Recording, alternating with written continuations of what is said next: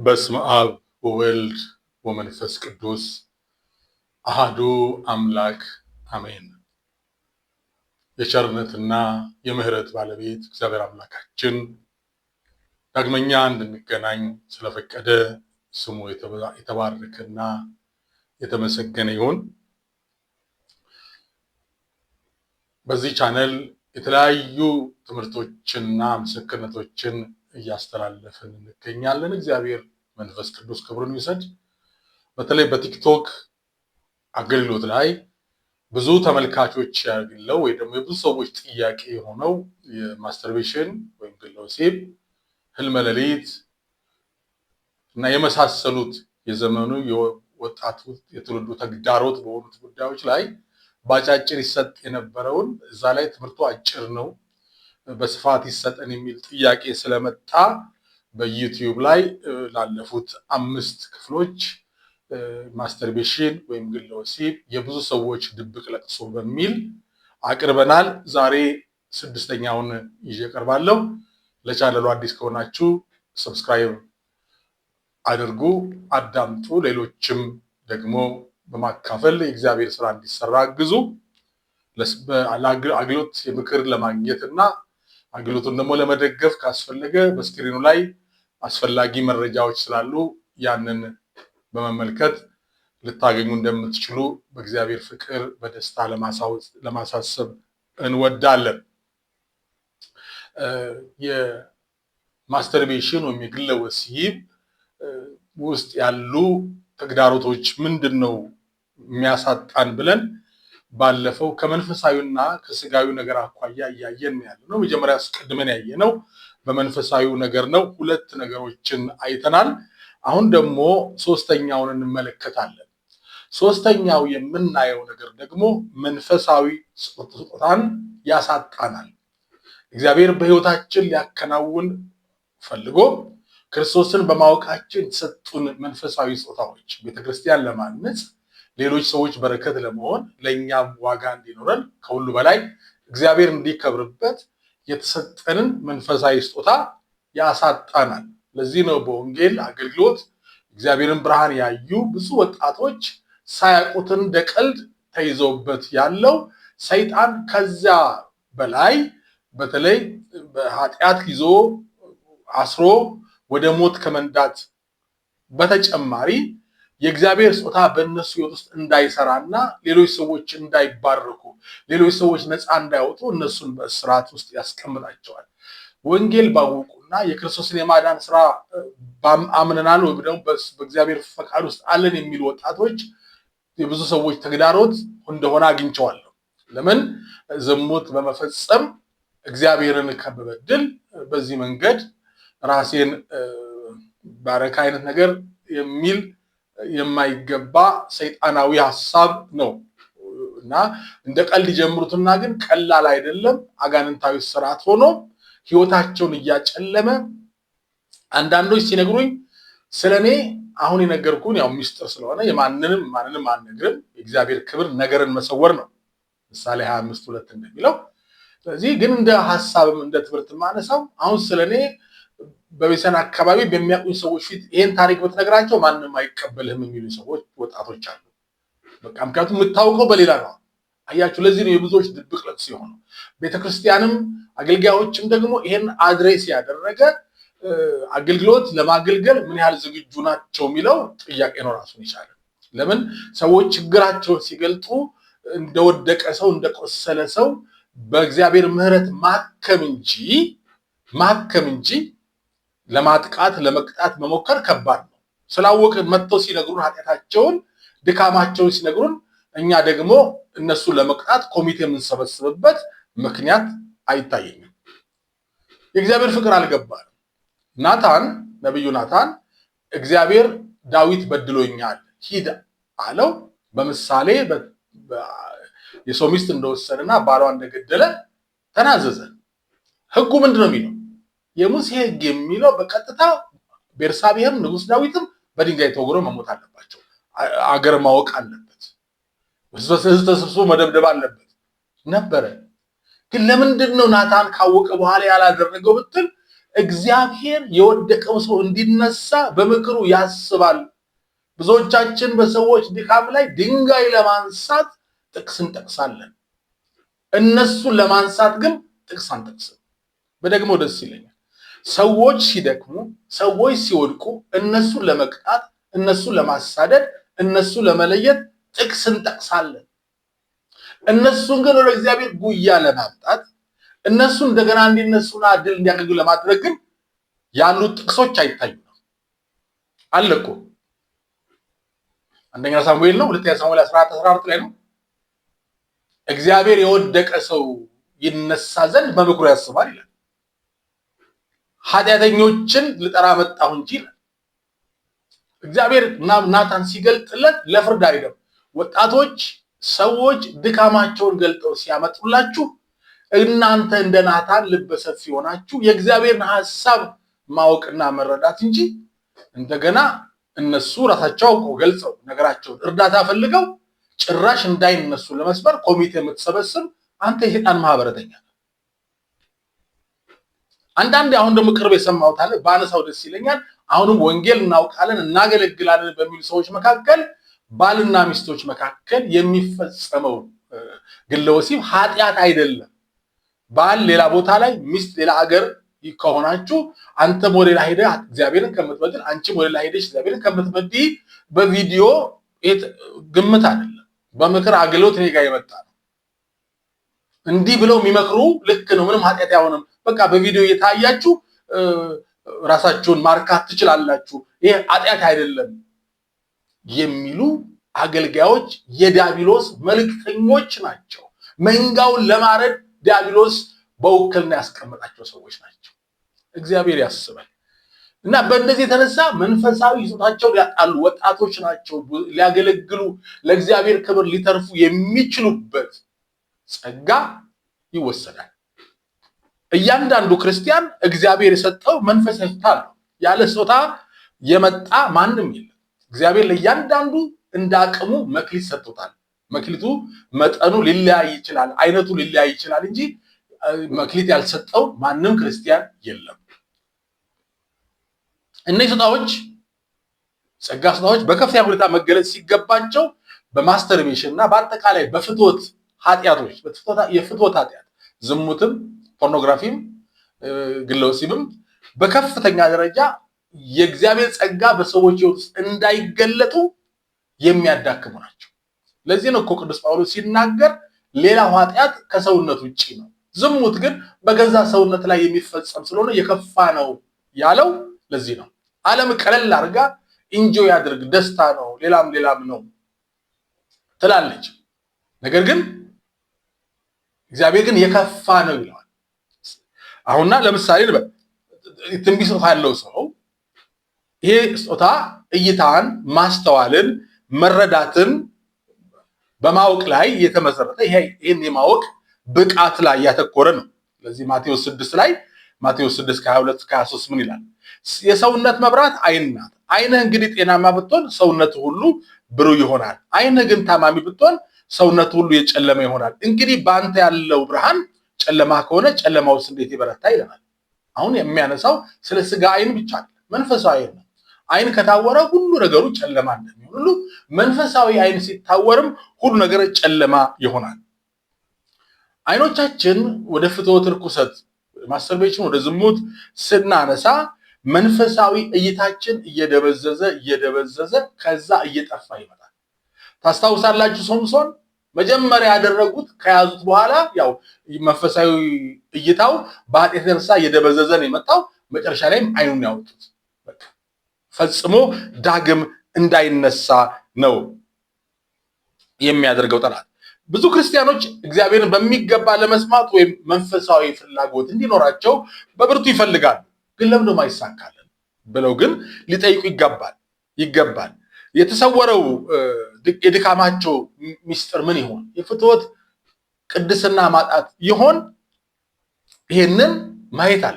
የፍትወት ቅድስና ማጣት የምንለው እንዳልኩት ማስተርቤሽን፣ ዝሙት፣ ፖርኖግራፊና በውስጥ መመኘት ወደ ሴት ያየ የተመኛት ነው የሚለው ለስት የምንለው በቃ ያ በተግባር አይፈጽሙ እንጂ በልብ መመኘት፣ ያው በልብ መመኘት ከተግባሩ ጋር እኩል እንደሆነ መጽሐፍ ቅዱስ ይነግረናል። እና ይሄንን ካላስወገድም እግዚአብሔር የቅድስና ጉዳይ ላይ አይደራደርም።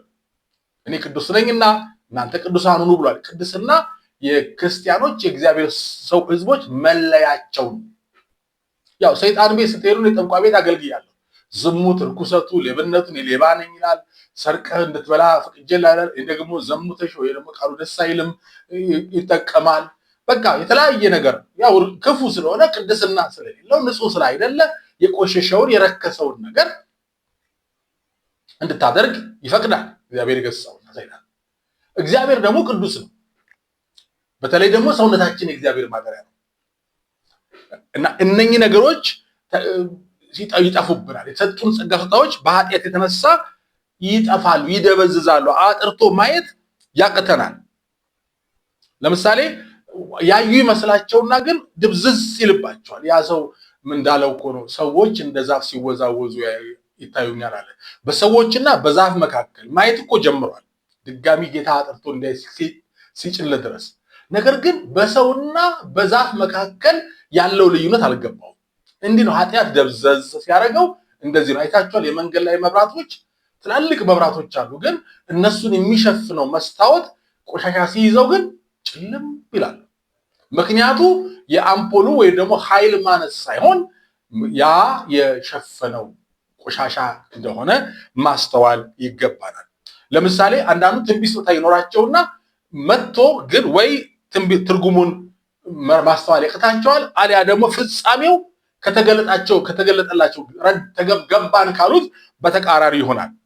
ምክንያቱም የእግዚአብሔር ስጦታና ኃጢአትን እኩል ማስኬድ ስለፈለጉ ነው። ዳዊት ለዚህ እኮ ነው ከቤርሳቤ ጋር በወደቀ ጊዜ የጸለዩ ጸሎት ምንድነው? መዝሙር 50 ላይ መዝሙር 50 ከ10 እስከ 12 ላይ አቤቱ ንጹህ ልብን ፍጠርልኝ፣ የቀናውንም መንፈስ በውስጤ አድስ፣ ከፊትህ አትጣለኝ፣ ቅዱሱ መንፈስንም ከኔ ላይ አትውሰድብኝ፣ የማዳንን ደስታ ስጠኝ፣ በሽታ መንፈስ ደግፈኝ ያለው ለዚህ ነው። ምክንያቱም እይታው ተጋርዶ ነበረ። ምክንያቱም ንስሐ ገብቶ ነገሮችን እስኪያስተካክል ድረስ የትንቢት ስጦታው ራሱ በሱ ሕይወት አልተገለጠም። ይህ ሰው የትንቢት ስጦታና የፍትወት ቅድስና የተያዙ መሆናቸውን የሚረዳ የተረዳ ሰው ነው እና ነገር ግን በፈጸመው ኃጢአት የተነሳ ቡኖናል ማለት ነው። ያ ጸጋው ተጋርዶበታል። ታስታውሳላችሁ? እሱ የሰው ሚስት ወስዶ ባሏን ገሎ ቁጭ ብሎ አንድ ሀብታም የድሃን በግ በላ ሲባል ዘራፋል። ራሱን ማየት ያልቻለበት መንፈሳዊ እውርነቱ እንደሆነ እንደተረዳ እንመለከታለን። ለዚህ ነው በአንደኛ ቆሮንቶስ ምዕራፍ 6 ላይ አንደኛ ቆሮንቶስ 6 ከ18 እስከ 20 ላይ ከዝሙት ሽሹ፣ ሰው የሚያደርገው ኃጢአት ሁሉ ከስጋ ውጪ ነው፣ ዝሙትን የሚሰራ ግን በገዛ ስጋው ላይ ኃጢአትን ይሰራል። ወይስ ስጋችሁ ከእግዚአብሔር የተቀበላችሁት በእናንተ የሚኖረው የመንፈስ ቅዱስ ቤተ መቅደስ እንደሆነ አታውቁምን? በዋጋ ተገዝታችኋልና ለራሳችሁ አይደላችሁም። ስለዚህ በስጋችሁ እግዚአብሔር አክብሩ ይላል። እንግዲህ የእግዚአብሔር ማደሪያዎች የእግዚአብሔር ቤተ መቅደስ ናችሁ ይላል። ያ ማለት እግዚአብሔር በተለየ ሁኔታ በእኛ ውስጥ ያድራል ማለት ነው። ፍትወት ኃጢአት፣ ቅድስና መጉደል ግን ሲገባ ይሄንን ነገራችን የሚያበላሽ ይሆናል። ኃጢአት ሲገባ በእኛና በእግዚአብሔር መካከል ያለውን የጸጋ ስጦታ ፍሰቱን ያናጋል፣ ያበላሻል። የመለየት ስጦታዎች ቢኖራችሁ ማስተርቤሽን ያደነዝዘዋል። የእምነት ጸጋ ስጦታ ቢኖራችሁ እምነታችሁን የማስተርቤሽን ኃጢአት ያደክመዋል። የፈውስ ጸጋ ቢኖራችሁ ማስተርቤሽን የፍሰቱን መንገድ ይዘጋዋል። አጋንንት ቢላገድባችሁ ትሆናላችሁ። ይህ የሚሆነው ማወቅ የሚገባን ሁሉም የጸጋ ስራዎች የሚቀላጠፉት ለእግዚአብሔር ስራ በተለዩ በተቀደሱ ዕቃዎች ላይ ብቻ ስለሆነ ነው።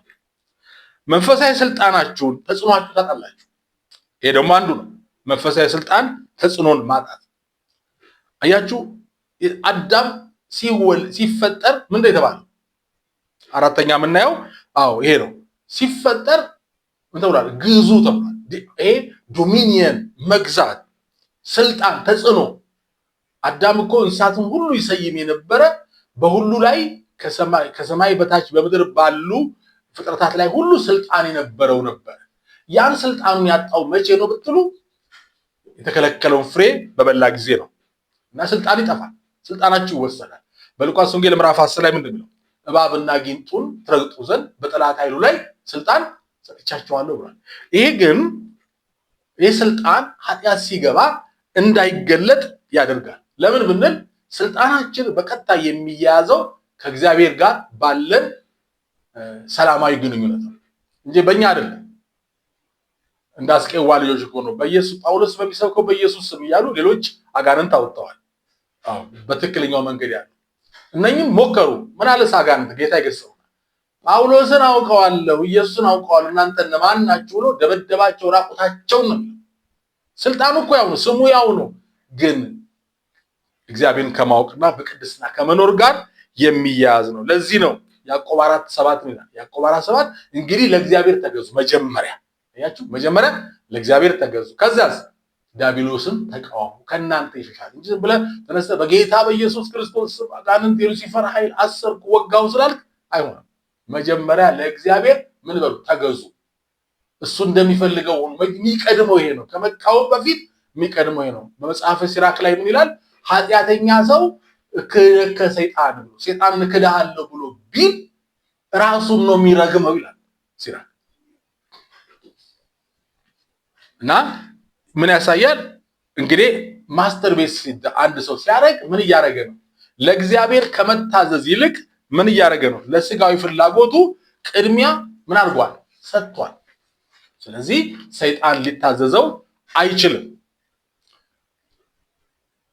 አቅም አይኖረንም፣ ድፍረቱም አይኖርም። ነገራችን ድፍረቱ አይኖርም። ዳር ላይ ትላል እንጂ ድፍረቱ አይኖርም። ይሄ ምንድነው? ኃጢአት ርኩሰት ሲኖር እንደውም እሱ ብቻ አልፎ ሊገባብን ይችላል። ውጣ ብለን ከምናዘው ሰው ውስጥ ወጥቶ እኛ ውስጥ ሊገባ ይችላል። በጣም አደገኛ ነው። በጣም የእግዚአብሔር ጸጋ ቅድስናም ትህትናም ይፈልጋል። በቃ ሳንቀደስ እግዚአብሔር በቃ ጸጋ አምላክ ነው። በጣም አሁን ትልቅ ስተት የሆነ ትምህርት መድኃኔ አይወሰድም። በቃ ነፍሴና መንፈሴና ስጋ የተለያዩ ናቸው። በስጋ የምሰራ ኃጢአት መንፈሴ ምንም አያደርገውም። አንዴ ዳነ ለዘላለም ድኗል። ይህ አጋንንታዊ ትምህርት ነው። ጠብቅ ነው የተባለ። ቅድስና ትህትና ያስፈልጋል። ከሌለ ይወሰዳል፣ የማይወሰድ የለም። ለዚህ ነው ጠብቅ የተባለው። እንዳይወሰድብህ ራእይ ላይ ብሏል እኮ ያሉ የሞቱ ሞተዋል፣ የቀሩት እንዳይወሰዱ ምን በል ጠብቅ። ሕይወት አለኝ ትላለህ፣ ሞታል። አትታለሉ። ሰባኪያን ተከታይ ለማግኘት የነሱን ፋይናንሻል እንትን ለማስፋትና ያው ለዲያብሎስ መንግስት ነው የሚሰሩት ለማድረግ በቃ ሰው የሚመቸውን በጸጋ እንድንሃል መዳን አይወሰድም። አትታለሉ ወዳጄ። መጽሐፍ ቅዱስ የሚለውን ተመልከት። ጌታ በመጣ ጊዜ ማቴዎስ 25 ላይ እኮ ምንድን ነው የሚለው? በኢየሱስ አምናችኋል አይደለም እኮ የሚለው። ታሜ ጠይቃችሁኛል። ተግባር ላይ ነው ሄደው። ለምንድን ነው ስንል መዳን በስራ ነው ማለት አይደለም። መዳን በክርስቶስ ኢየሱስ የመስቀል ላይ ስራ ብቻ ነው። ነገር ግን ያመነ ሰው የሚኖረው ኑሮ አለ። አትታለሉ፣ ይወሰዳል መዳን። ኃጢአት አንድ ሰው የክርስቶስ ከሆነ በኋላ ኃጢአት የመስራት አቅም የለውም፣ አይኖረውም። ዘሩ መጽሐፍ ቅዱስ ይላል በክርስቶስ የተወለደ ሰው ኃጢአት ሊሰራ አይችልም። ዘሩ ሌላ ነው። እናንተ ለምን ትጨነቃላችሁ? ውስጣችሁ ምን አይነት ዘር አለ? መዳን ይወሰዳል አይወሰድም ያልሆነ አስጨነቀ። ኃጢአት የማትወድ ከሆንክ መዳን አስጨነቀም። ምክንያቱም ሌላ ዘር ከሌላ ዘር ከማይጠፋ ዘር ትወልዳለህ። ልንጠነቀቅ ይገባናል። ስለዚህ እንዳነሳሁት ቅድስናና ትህትና። ቅድስና በማጣት የአጋንንት ማደሪያ የሆኑ ሰዎች አሉ። የፈውስ ጸጋን በአጋንንት ላይ ስልጣን አለ ብለው አዘው አጋንንት ወጥቶ እነሱ ውስጥ የሚገባ ሰዎች አሉ። ከባድ ነው። ምናልባት ይሄ ነገር አለብኝ ይጸለይ ብሎ ላለ ማለት ፈርተው የሚኖሩ ሰዎች ይኖራሉ ብዬ አስባለሁ። ትህትናም እንደዚህ ነው። እግረ መንገድ ላንሳ በረጅም 20 ምናምን በፊት አይቻለሁ። አንድ ሰው የፈውስ ጸጋ ነበረው አሉና በቃ እሱ ከመጣ ጸጋው በእግዚአብሔር ጸጋ ነው ስለሚገለጥ አጋንንቶች ይወድቃሉ። ገና ሲመጡ አንጫጫል እና መታበይ ጀመረ። ሰው ተሰብስቦ የእግዚአብሔርን ፈውስ ጠብቀው ይመጡ ሰዎች ሲመጡ ይመጣና በመስኮት ብቅ ይላል። እሱ ወይ በር ላይ ብቅ ሲል አጋንንት ሲወርቁ ሲንጫጩ አይቶ ይመለሳል። እኔ ያለ አንድ ቀን ግን እንደዛ አልሆነም ማለት አንድ ቀን እንደዛ አይቶ ሲመለስ አጋንንት ከሰዎች ውስጥ ወጥቶ እሱ ውስጥ ገባ። ተጠንቀቅ።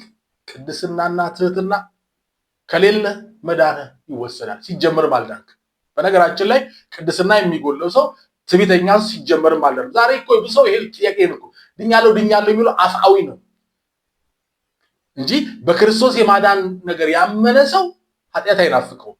እንደውም እግዚአብሔር እንደው ቃሉን አይቀየርም እንጂ ገሃነም የለም እንደፈለጋችሁ እንኳን ኑሩ ቢል ያ ሰው ኃጢአት ለመስራት አይችልም። እግዚአብሔር ቃል ይቀየራል ማለት አይደለም። ግን እንኳን እዛ ደረጃ ቢደርስም ብሎ ያን ያክል በቃ እግዚአብሔርን የሚወድ ቅድስናን የሚናፍቅ ሰው ነው የሚሆነውና ይሄ መጠንቀቅ አለብን ለማለት ፈልጌ ነው። አጋንንት በኃጢአት ከነሱ ጋር ሆኖ ይችላል።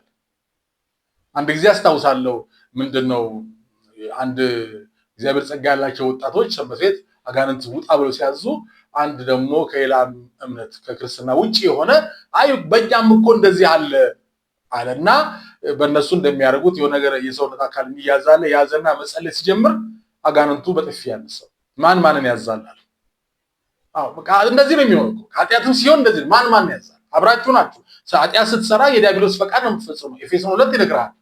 ታዲያ እንዴት አድርገህ ነው የእሱ እነሱን የምታዘው? መጠንቀቅ አለብህ። እና ምንድነው የሚታየው? የሰው ልጅ ስልጣን የገዥነት ስልጣን አለው። ነገር ግን ይሄ የገዥነት ስልጣን ኃጢአት ሊያናጋው እንደሚችል ማወቅ አለብን። በተለይ የፍትወት ቅድስና ጉዳይ በጣም ፍትወት ኃጢአት ሲገባ ለክፉ መናፍስት የመጋለጥ በር ሰፊ ነው እና አጋንንትን በቀጥታ ለመገዳደር ስልጣን ያገኛሉ። አይታችሁ የለ መጽሐፈ ኢያሱ ላይ ትንሿ ከተማ ጋይ ላይ 3000 ሰው ተበቃታለች እኮ እናሸንፋለን ብለው ሲሉ ተሸነፉ። ለምን? እርም ነበር። እርም ካለ በጠላት ፊት እንኳን መቆም አትችልም ይላቸዋል መጽሐፈ ኢያሱ ሲነግረን።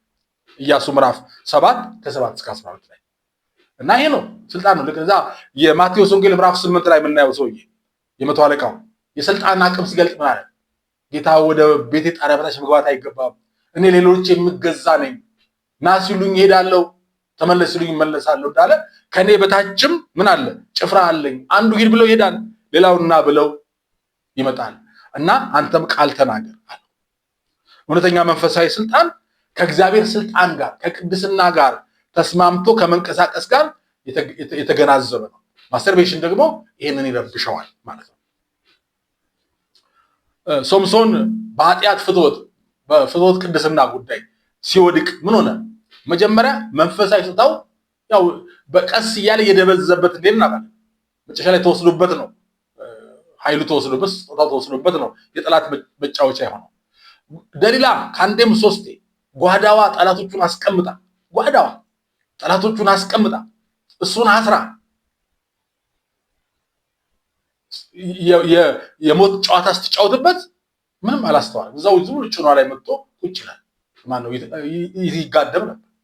ለምን ስንል ኃጢአትን ቀስ እያለ መጀመሪያ ምንድነው ስሙ አንድ ጋለሞታ ቤት ገባ።